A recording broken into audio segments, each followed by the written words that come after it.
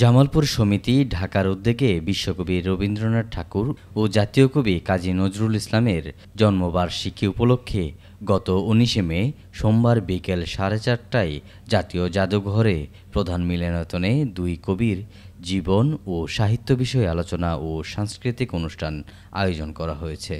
ঢাকাস্থ জামালপুর সমিতি নির্বাহী সভাপতি হাফিজুর রহমান ময়নার সভাপতিত্বে অনুষ্ঠানে প্রধান অতিথি হিসেবে উপস্থিত ছিলেন জামালপুর জেলা বিএনপির সভাপতি ফরিদুল কবির তালুকদার শামীম।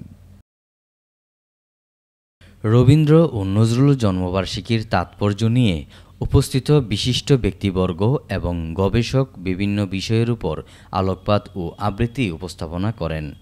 অনুষ্ঠানের বক্তব্য রাখেন ঢাকাস্থ জামালপুর সমিতির সম্মানিত মহাসচিব প্রফেসর ডাক্তার হাবিবুল্লাহ তালুকদার রাস্কিন, সালিমা তালুকদার আরণি এবং উপস্থিত ছিলেন নজরুল ইসলাম দুলাল সহ জামালপুর সমিতির ঢাকার নেতৃবৃন্দ। আওলাদ হুসাইন, বিএমএফ টেলিভিশন, ঢাকা।